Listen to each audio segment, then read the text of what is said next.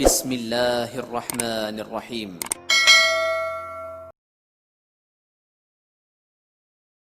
Bismillahirrahmanirrahim. Assalamualaikum warahmatullahi wabarakatuh. Alhamdulillah. Alhamdulillahilladzi hadana li hadza wa ma kunna linahtadiya laula an hadanallah. Asyhadu an la ilaha illallah wahdahu la syarikalah wa asyhadu anna Muhammadan abduhu wa rasuluhu la nabiyya ba'dah. Allahumma salli wa sallim ala Muhammadin wa ala alihi wa sahbihi ajma'in, amma ba'd. Dengan rasa, alhamdulillah kita panjatkan puji dan syukur kita kehadirat Allah Subhanahu wa taala di kesempatan pagi hari ini, hari Jumat 23 Oktober ya 2020, bertepatan dengan tanggal 6 Rabiul Awal 1442 Hijrah. Di agenda pagi kita, Embun Pagi, mengawali hari dengan inspirasi dan ilmu.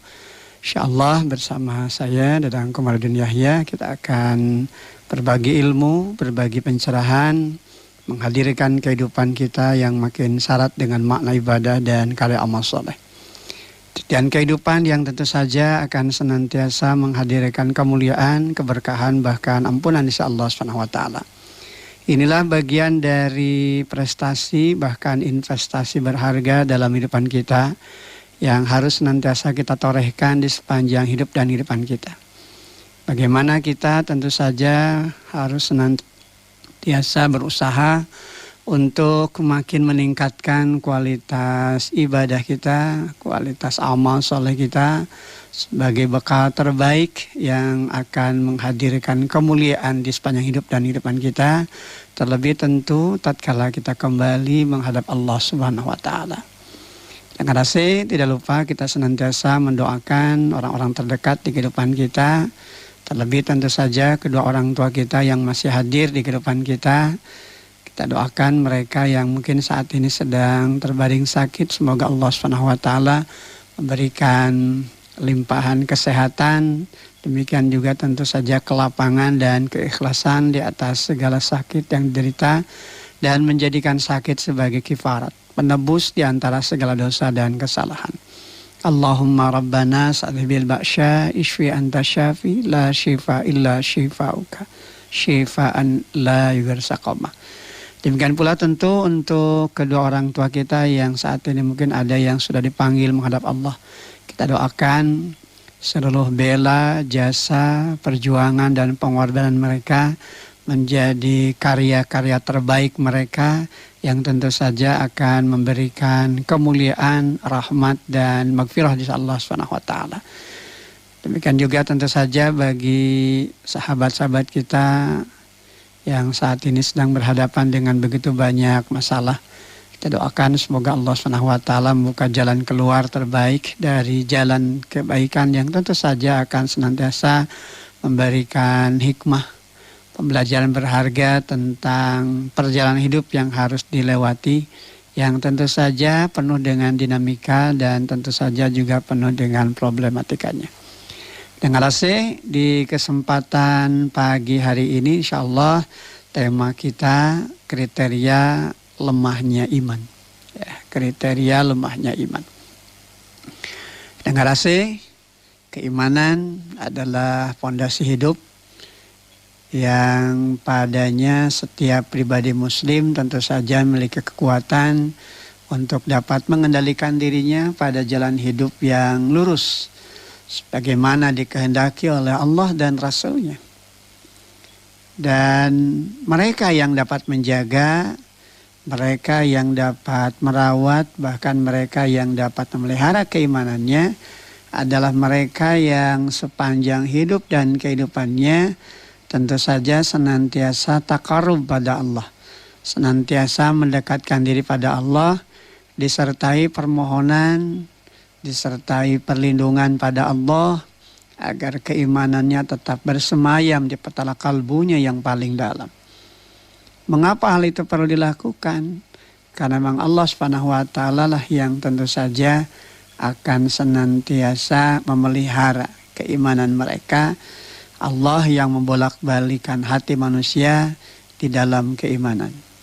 Maka kata kunci untuk tetap terjaga, tetap terawat dan terpeliharanya keimanan tersebut adalah dengan senantiasa mengembalikannya pada pemilik dan penggenggam hati manusia, yakni Allah Subhanahu wa taala.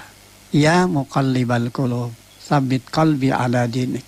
Wahai engkau yang bolak-balikan hati, bolak-balikan hatiku di dalam agama. Ini tentu saja menjadi penguat dan menjadi pengikat diri kita bahwa keimanan memang menjadi hal yang sangat penting dalam kehidupan. Sebab pendengar AC, tidak ada musibah paling besar dalam kehidupan melainkan tatkala keimanan itu sudah rapuh, bahkan tercerabut di dalam kehidupan. Manakala keimanan sudah rapuh, apalagi sampai tercerabut, maka tentu saja kita hanya akan berhadapan dengan kerugian. Hanya akan berhadapan dengan kegelisahan yang terus-menerus di dalam hidup dan kehidupan. Dengar AC, oleh karena itu keimanan di dalam diri manusia memang seringkali terjadi fluktuatif begitu ya. Artinya kadang mengalami pasang surut. Ditandai ketika iman itu meningkat. Ketika iman itu frekuensinya naik. Namun ada kalanya ternyata keimanan itu juga mengalami degradasi atau penurunan begitu kan. Nah, saat keimanan di dalam posisi naik, maka biasanya seorang hamba Allah tentu saja dia akan begitu respon ya akan setiap seruan Allah, zat pengatur hidup dan kehidupannya. Bahkan di dalam kondisi ketika keimanan sedang naik, ya akan sangat termotivasi begitu kan di dalam kaitan menjalankan ketaatan dan ketundukannya kepada Allah. Sehingga tidak ada waktu yang terbuang sedikit pun yang kemudian menjadi sia-sia. Tapi senantiasa diupayakan agar setiap waktu yang hadir dalam kehidupannya betul-betul bisa optimal untuk dijadikan sebagai tolak ukur di dalam menjalankan ketaatan, ketundukan dan kepatuhan kepada Allah SWT. Bahkan dalam kondisi ketika keimanan sedang naik, tentu saja akan muncul khauf, gitu kan, rasa khawatir bila ia melanggar aturan-aturan Allah. Sebab ini akan makin tersadarkan di dalam dirinya bahwasanya pelanggaran dirinya atas aturan-aturan Allah hanya akan menjadikan dirinya rugi, hanya akan menjadikan dirinya hina dan tercela. Dan tentu saja juga dalam diri hamba-hamba Allah yang tatkala keimanannya itu berada dalam frekuensi naik begitu kan, dalam kondisi sedang baik begitu stabil, maka ia juga akan memunculkan sifat roja, selalu dan selalu berharap hanya kepada Allah. Jadi penuh hatinya itu dengan harap kepada Allah agar jalan hidupnya tentu saja senantiasa berada di dalam bimbingan dan arahan Allah. Karena dia betul-betul menyadari, betul-betul memahami betapa indahnya hidup di dalam naungan Allah. Betapa indahnya hidup ketika senantiasa mengikuti garis hidup yang telah ditetapkan oleh Allah Subhanahu wa taala. Karena dengan senantiasa berharap kepada Allah, tentu saja akan tumbuh di dalam dirinya semangat agar terus bisa berjuang begitu kan, menemukan keselamatan dan kemaslahatan hidup. Bukan hanya di dunia kini tapi juga tentu saja di akhirat nanti. Nah, pendengar AC, ini tentu saja kondisinya ya manakala keimanan itu dalam kondisi naik frekuensinya. Namun apa yang akan terjadi begitu kan manakala keimanan itu sedang mengalami penurunan? Maka tentu akan sangat sulit begitu ya bagi mereka-mereka yang keimanannya mengalami penurunan ya, untuk mudah merespon setiap seruan ke arah kebaikan dan ketaatan. Bahkan dia akan sangat sulit begitu kan menerima kebenaran. Bahkan bisa jadi akan makin lari dari kebenaran, makin jauh. Sehingga ada kalanya ketika keimanan sedang mengalami penurunan, ya kan. Diakibatkan berbagai faktor tentu saja. Nanti kita akan kupas itu ya. Apa saja sebenarnya faktor-faktor yang menjadi sebab keimanan seorang itu mengalami penurunan, bahkan mengalami kelemahan dan akhirnya hilang di dalam kehidupannya. Jadi manakala keimanan itu sudah luntur begitu kan, maka ia akan sangat sulit untuk merespon kebenaran. Bahkan ia akan sangat membenci mereka-mereka yang menyampaikan kebenaran, karena dianggap sebagai penghalang. Ada istilah duri dalam daging begitu ya. Bahkan kemudian berbagai alasan dikemukakan oleh mereka-mereka yang mengalami penurunan keimanan. Ketika ada orang yang menasihati itu, ya biasanya ditimpali dengan hal yang ketus. Urus sajalah diri kamu sendiri begitu kan. Tidak usah ngurus orang lain. Kalau kamu sudah benar, kalau kamu sudah lurus, baru meluruskan orang lain. Nah ini biasanya seperti itu kan. Kadangkala muncul hal-hal yang memang pada gilirannya bertolak belakang begitu ya. Artinya ada penolakan terhadap kebenaran. Sehingga tadi dikatakan sangat sulit merespon kebenaran. Sehingga kalau ada orang yang menyampaikan kebenaran, dianggap sok suci begitu ya. Dianggap sebagai penghalang. Bahkan kemudian tidak jarang kemudian mereka-mereka kalau sudah puncak keimanannya itu sudah betul-betul down begitu ya, betul-betul rapuh begitu ya. Dia akan melakukan tindakan-tindakan bukan hanya membenci tapi bisa jadi membuli begitu kan. Ya, melakukan berbagai cara dan upaya agar orang-orang yang menyampaikan kebenaran itu tidak lagi bisa terus berjuang berada di dalam nilai kebenaran. Ya akan berusaha begitu ya untuk menghalang-halangi manusia dari jalan Allah. Ya begitulah ketika kondisi keimanan itu sedang berada di dalam kondisi yang lemah, gitu kan, dalam kondisi yang rapuh. Maka pendengar rahasia tadi disampaikan bahwa memang keimanan itu sendiri fluktuatif begitu ya. Kadang naik, kadang turun begitu ya. Nah di saat ketika sedang naik biasanya respon akan kebenaran. Dia akan mudah menerima kebenaran, bahkan tentu saja tatkala meninggalkan apa yang diserukan Allah akan ada perasaan kecewa, kata orang Sunda hanjelu begitu kan. Dia akan sangat nyaman hidup ketika hidup di dalam ketaatan, ketundukan dan kepatuhan kepada Allah. Sehingga ada perasaan khauf tadi kan, ada perasaan khawatir kalau dia meninggalkan aturan Allah, kalau dia melanggar batasan aturan-aturan Allah. Sehingga hidupnya selalu dan selalu berharap kepada Allah, ada roja gitu ya. Di antara khauf dan roja itu akan muncul di dalam diri mereka-mereka yang beriman. Namun tentu saja sebaliknya begitu kan, bagi mereka-mereka yang rapuh dengan keimanannya, bahkan mereka-mereka yang mengalami titik yang sangat mengkhawatirkan dengan keimanannya, gitu kan, hampir hilang begitu ya, bahkan mati dalam kehidupannya. Ya, tentu saja dia akan sangat sulit merespon kebenaran. Bahkan dia akan sangat benci kepada orang-orang yang menyampaikan kebenaran. Nah pendengar AC, memang ada banyak faktor begitu ya. Kalau kita kupas, kalau kita bahas di kesempatan pagi hari ini, ada beberapa hal yang insya Allah kita akan jadikan sebagai bahan pembelajaran. Faktor-faktor apa saja begitu kan yang menjadikan keimanan seorang itu mengalami penurunan begitu kan, bahkan mengalami kelemahan. Nah ini yang pertama, tidak melakukan muhasabah gitu ya di dalam makna bagaimana ia tidak melakukan koreksi dan evaluasi atas seluruh jalan hidup yang dijalaninya sepanjang hayatnya. Jadi kalau orang tidak mau melakukan koreksi, tidak mau melakukan evaluasi atas apa yang sudah pernah dilakukannya, ini memang biasanya akan menjadi faktor awal ya terjadinya kelemahan di dalam keimanan. Jadi merasa bahwa seakan-akan dia tidak mengalami penurunan keimanan. Dia tidak mengalami kelemahan keimanan.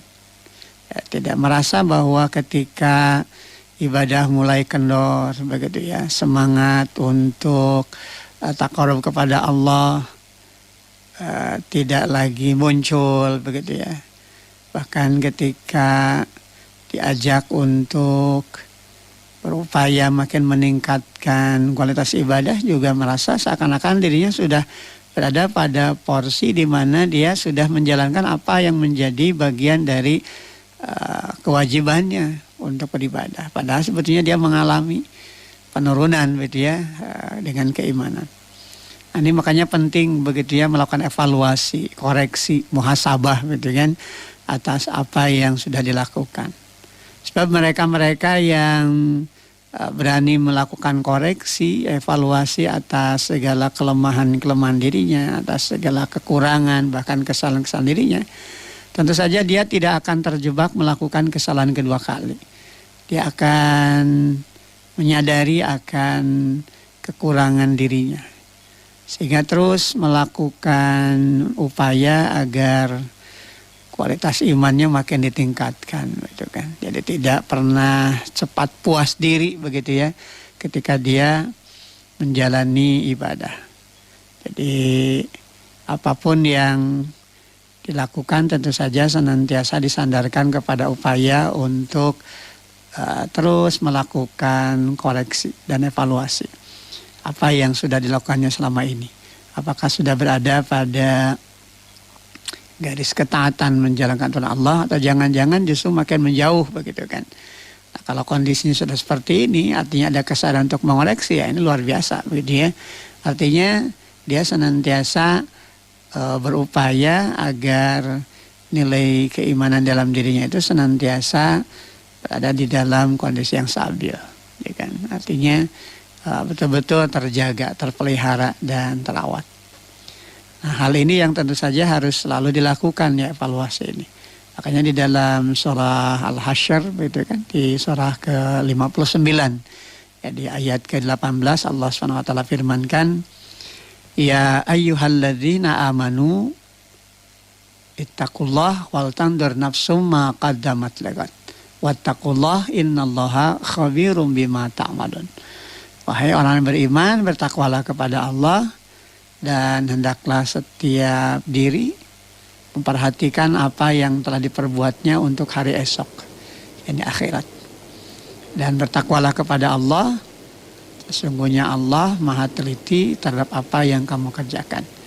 Nah, setelah seruan iman, setelah seruan takwa, ya ayyuhalladzina amanu taqullah, hai orang-orang beriman bertakwalah kalian kepada Allah. Ini ada kalimat wal tandur nafsum ma qaddamat ligat. Hendaklah setiap diri memperhatikan apa yang telah diperbuatnya untuk hari esok. Artinya perjalanan waktu yang akan dia lewati nanti setelah kematian itu ada kehidupan yang sebenarnya kehidupan. Bahkan inilah awal dari kehidupan yang sesungguhnya. Sehingga apa yang sudah dia lakukan dari bentangan waktu di kehidupan ini betul-betul ditorehkan di dalam upaya untuk meraih keridhaan insya Allah SWT. Meraih kemuliaan, meraih keberkahan, bahkan tentu saja ampunan insya Allah SWT. Dan terus meningkatkan ketakwaannya kepada Allah. Wattaqullah. Kenapa? Karena ada sebuah proses penyadaran dalam dirinya, sungguhnya Allah maha teliti atas apa yang dilakukannya. Sekecil apapun gitu. Yang tersembunyi, apalagi yang terang-terangan begitu kan. Semua Allah maha teliti, maha mengawasi. Sehingga kata orang Sunda sadiring dumadi, dia merasa diponcongok ku Allah gitu kan. Jadi selalu berhati-hati dalam hidup dan kehidupannya. Tapi sebaliknya tentu saja bagi mereka-mereka yang mengalami degradasi, mengalami penurunan keimanan, maka tentu ia akan sangat sulit melakukan koreksi. Dia tidak mudah melakukan evaluasi atas seluruh kinerja hidup yang dijalani. Nah, ini yang tentu saja juga harus kita waspadai ya, jangan sampai kemudian sulit kita melakukan koreksi. Tapi kalau orang sudah sulit diajak untuk mengoreksi dirinya, untuk mengevaluasi dirinya, ya tentu saja ini gambaran keimanan ini mengalami kerapuhan. Makanya Umar bin Khattab pernah menyampaikan kan kalimat yang sederhana tapi tentu maknanya sangat luar biasa. Hasibu anfusakum qabla an tuhasabu. Hisablah, hitung-hitunglah dirimu sebelum kamu dihisab oleh orang lain. Dan sebelum nanti di hari kiamat akan dihisab. sebelum kamu dihisab. Kenapa? Karena nanti perhitungan itu akan menentukan selamat atau tidaknya kita, gitu kan, bahagia ataukah tidaknya kita, beruntung ataukah ruginya kita, menang atau kalahnya kita, gitu kan.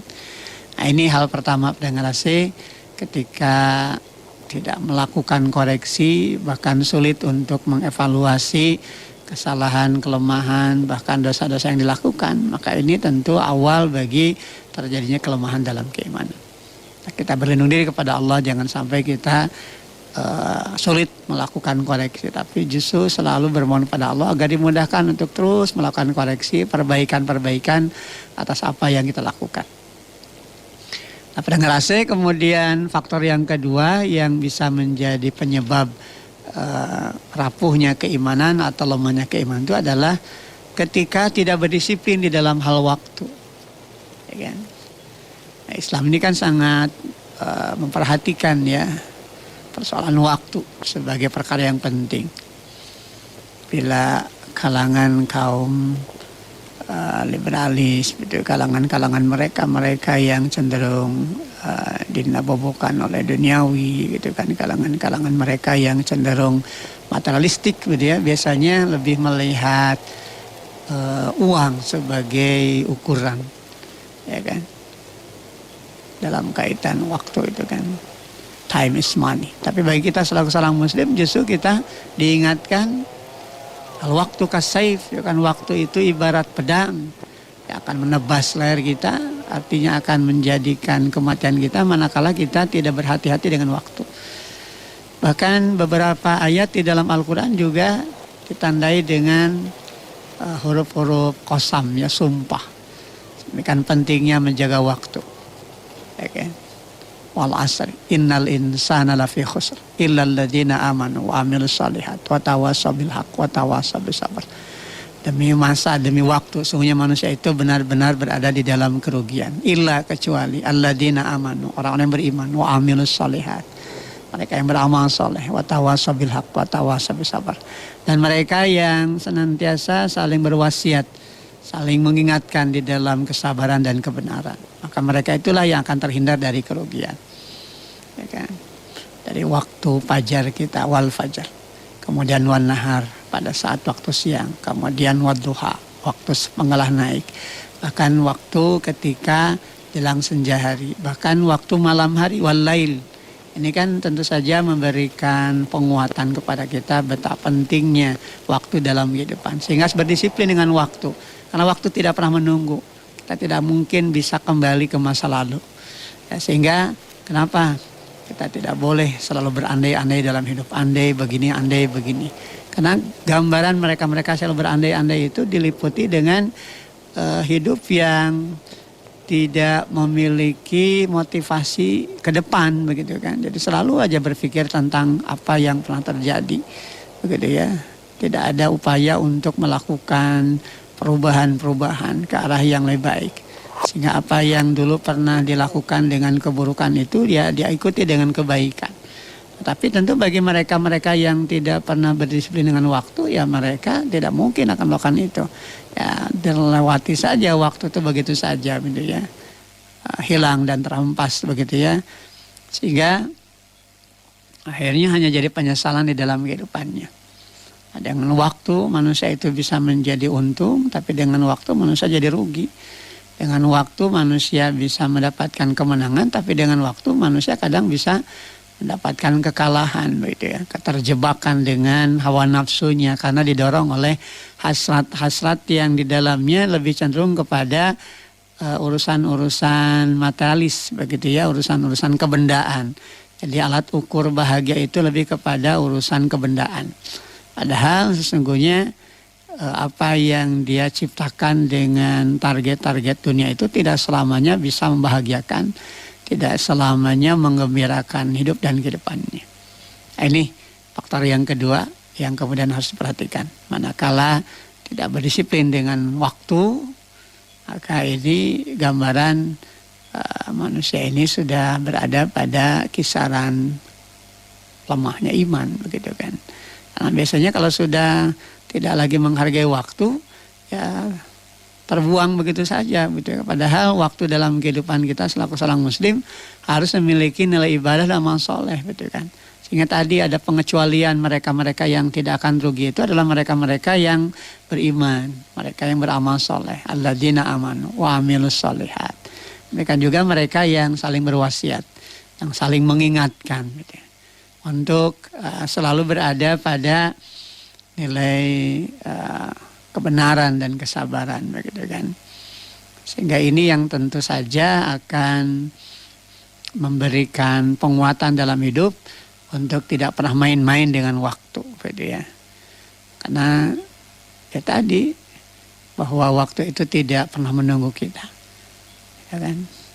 Kadangkala hari ini kita lewati bentangan masa dalam kehidupan kita, tanpa terasa ternyata kita sudah melewati waktu sore hari.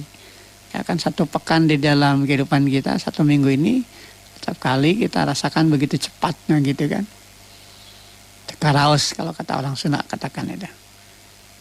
Maka tentu harus betul-betul menjadi bahan untuk senantiasa menjadi perubahan terbaik dalam kehidupan kita. Waktu-waktu yang sudah kita lewati ini sudah kita gunakan untuk apa gitu kan. Jangan sampai kemudian justru malah terlewati begitu saja. Usia kita mungkin dalam ukuran nominal pendengar AC mungkin bertambah ya, bertambah nominal angkanya. Ya 30, 40, 50, 60 dan seterusnya gitu kan. Namun hakikatnya jatahnya sesungguhnya berkurang gitu kan. Karena apa yang nanti kita lewati tentu saja juga akan menentukan garis hidup dan kehidupan kita. Jatahnya makin berkurang. Bahkan secara fisik juga tentu ditandai dengan makin lemah gitu kan. Makin banyak terasa di sana sini. Kalau sudah usia di atas 40, 50, apalagi tentu sudah 60 ke atas ya kan. Sudah mulai kondisi fisik ini mengalami perubahan-perubahan ya kan. Salah dalam pola makan saja kan kadang-kala juga menimbulkan masalah untuk tubuh kita. Ya kan, kalau dulu sebelum usia kita memasuki usia hari ini begitu ya, entah itu yang 30, 40, 50, 60 dan seterusnya. Mungkin masih kuat begitu kan berjalan dalam jarak tempuh yang lumayan. Sekarang kadang-kala baru bergerak sedikit saja mulai terasa begitu ya. Nah, ini tentu saja jadi tazkirah begitu kan, bagian dari peringatan bahwa ternyata ada hal yang berubah dalam diri kita seiring dengan waktu. Maka tentu ini harus menjadi pelajaran bagi kita untuk terus mengoptimalkan waktu kita. Jangan sampai kemudian tidak berdisiplin dengan waktu. Karena ketika kita tidak berdisiplin dengan waktu, tentu saja ini akan menimbulkan kerugian di dalam kehidupan kita. Nah, pendengar AC, adapun hal yang ketiga yang menjadi penyebab lemahnya iman, begitu kan, dan rapuhnya keimanan itu ditandai ketika seseorang keliru. Keliru apa? Keliru di dalam memilih teman, ya kan? Ternyata pertemanan itu juga bisa meningkatkan kualitas iman kita pada satu sisi. Namun pada sisi yang lain kadang-kala bisa menjadikan kita makin lemah keimanan kita.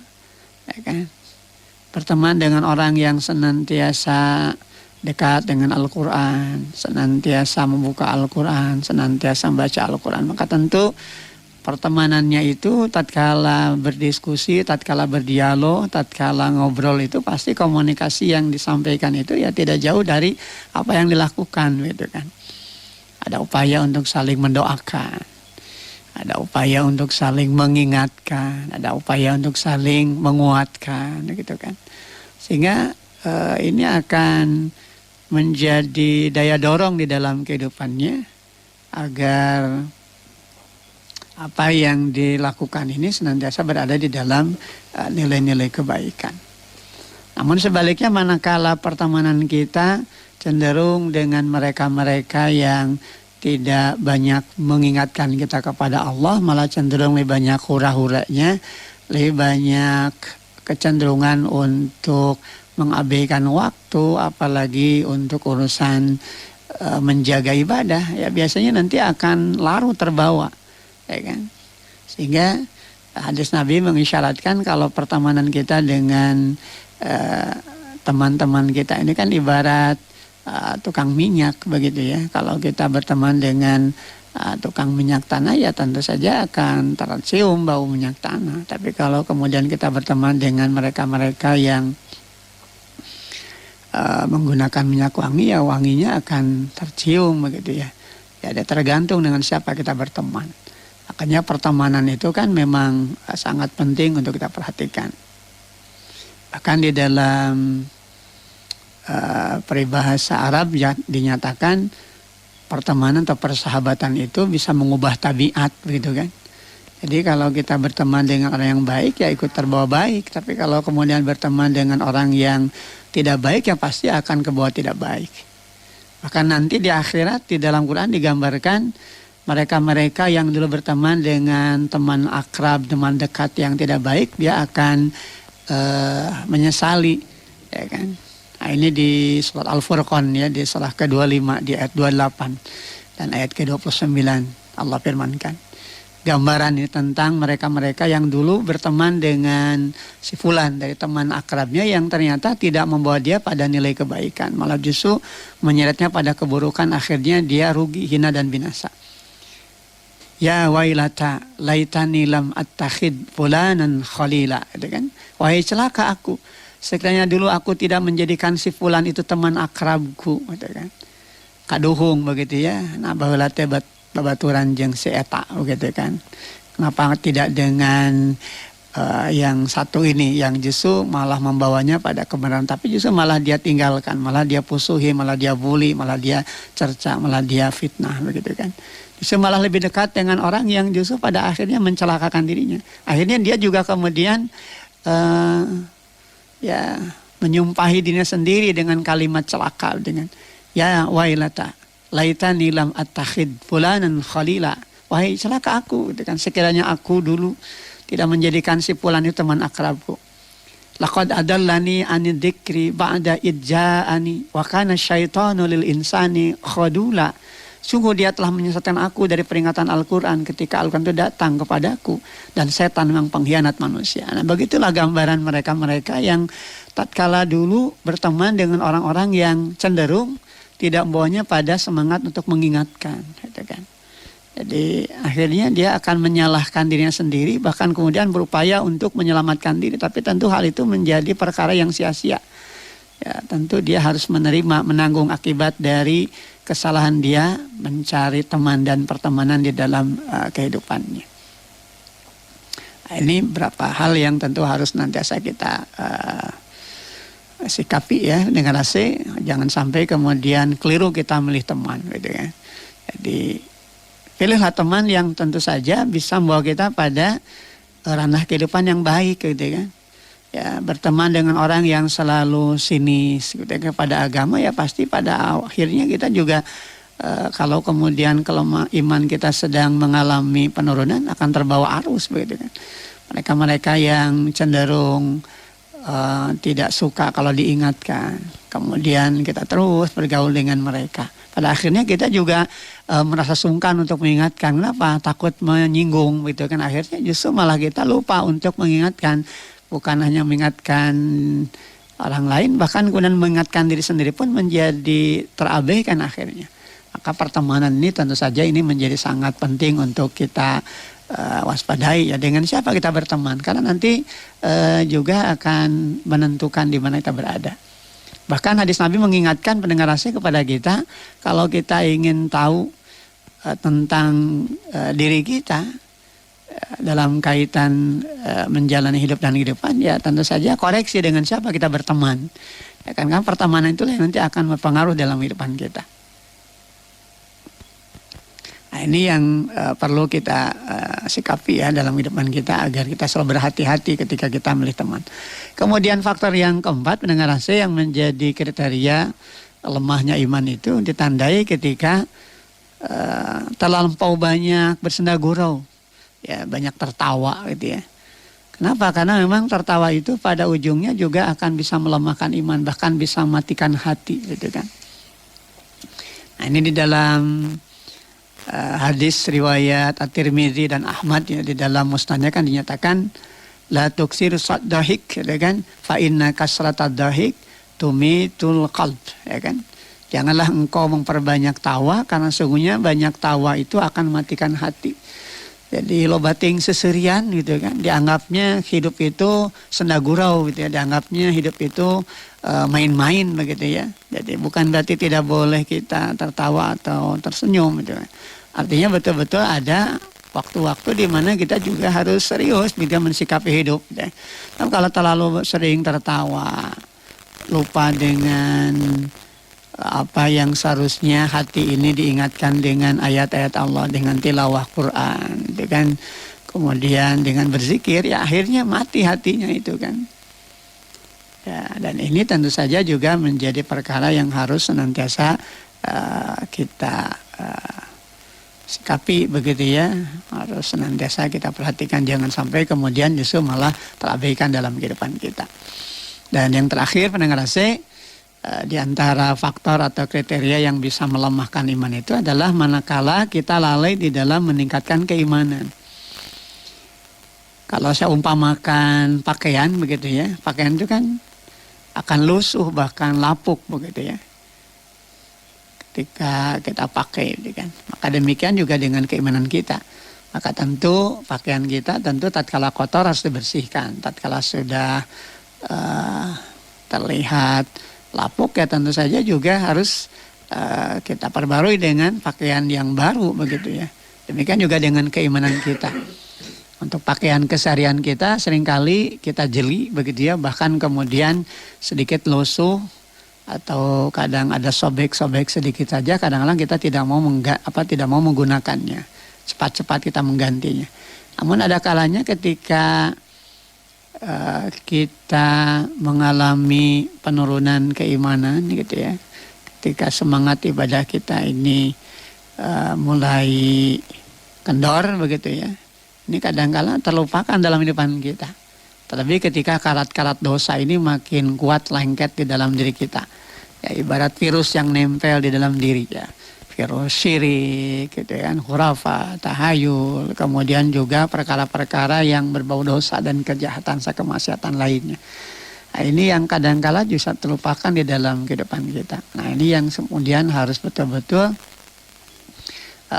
kita perhatikan begitu ya, jangan sampai kemudian kita lalai meningkatkan keimanan kita, sehingga kita selalu bermohon kepada Allah, berdoa jangan sampai kemudian digelincirkan dari keimanan.